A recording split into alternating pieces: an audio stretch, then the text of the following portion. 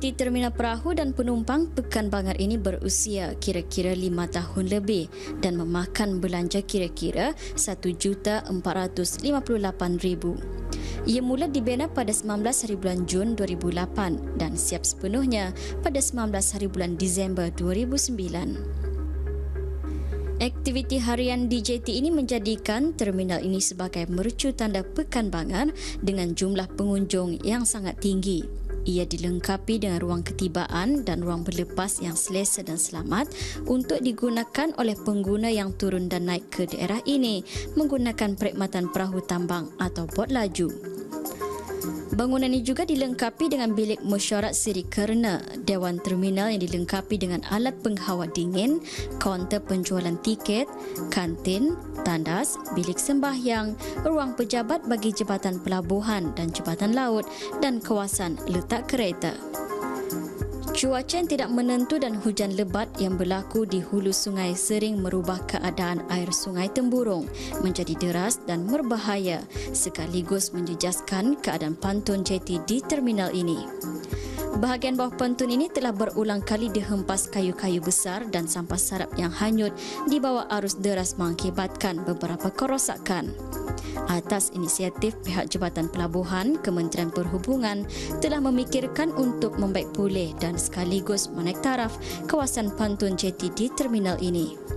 Kita dengarkan penjelasan daripada Awang Relik Dennis, Ketua Pembantu Teknik Jabatan Pelabuhan, Kementerian Perhubungan mengenai projek pembaikan yang sedang dijalankan.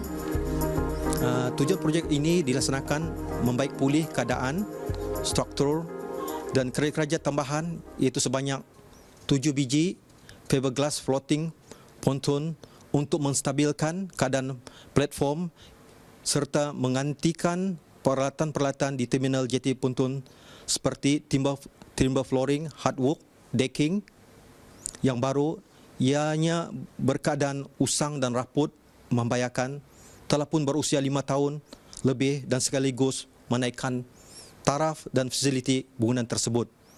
Demi keselamatan dan keselesaan bagi pengguna-pengguna orang awam dan agensi-agensi kerajaan yang menggunakan bangunan terminal tersebut. Dan seterusnya, seiring dengan strategic plan Jabatan Pelabuhan iaitu objektifnya untuk terus menambah baik dan menaikkan taraf kemudahan yang sedia ada dan menyediakan kemudahan lain untuk memenuhi permintaan masa depan industri yang berkaitan dengan pelabuhan-pelabuhan. Okey, projek ini bermula pada 9 September 2014 sehingga 27 November 2014, iaitu tempoh selama 3 bulan. Syarikat yang berkenan memohon kebenaran ke Jabatan Pelabuhan dan jabatan kami untuk extension of time bermula pada 28 November sehingga minggu kedua 10 Februari 2015, itu selama 75 hari, disebabkan ada sebahagian barang dan alat-alat ganti jeti ponton yang dipesan belum datang, semuanya dipesan dari luar negeri, yang sangat kritikal disebabkan oleh banjir kilat dengan tiba-tiba di Pekan Bangar daerah Temburong pada 31 Ogos 2014 Ahad waktu subuh pagi. Akibat dan impak kesan daripada banjir kilat tersebut, banyak sekali timbunan kayu-kayu besar yang hanyut dan susulan hujan lebat di kawasan hulu. Lagipun keadaan air sangat deras membawa banyak kayu-kayu besar yang hanyut dan menghampap atau terkena bahagian depan terminal jeti ponton dan mengalami kerosakan, iaitu floating ponton 1 biji, Solent Marine fiber reinforcement crack, retak dan pecah dan tidak dapat diperbaiki keadaannya, ianya perlu diganti yang baru. Bangunan dan seterusnya, bangunan jeti perahu penumpang Bangar Temburong siap dibina pada 18 Disember 2009 dan diresmikan seterusnya beroperasi pada 7 Januari 2010 dan sekarang sudah berusia 5 tahun. Banyak bahagian alat bangunan jeti ponton perlu diperbaik pulih secepat mungkin demi keselesaan dan keselamatan bagi pengguna-pengguna orang awam, terutama bahagian platform iaitu lantai timber flooring yang mengalami banyak kerusakan usang, raput dan sangat membahayakan.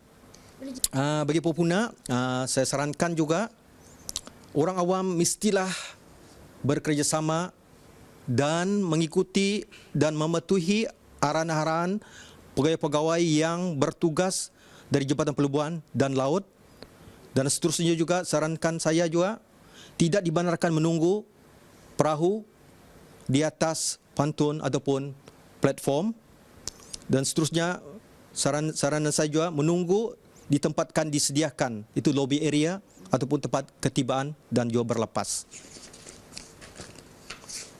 Dan seterusnya turun setelah diarahkan apabila perahu sudah merapat di jeti pantun tersebut, dan seterusnya juga mengutamakan kanak-kanak dan perempuan dan warga tua, dan seterusnya juga disarankan sewaktu turun dan naik apabila menggunakan gangway, bridge, ketibaan dan berlepas haruslah berhati-hati, terutama waktu low tide. Itu keadaan-keadaan gangway bridge itu sangat curam, haruslah hati-hati. Dan seterusnya juga tujuan adalah bagi keselamatan dan keselesaan bagi penumpang-penumpang dan yang akan turun dan naik dari jeti pantun tersebut.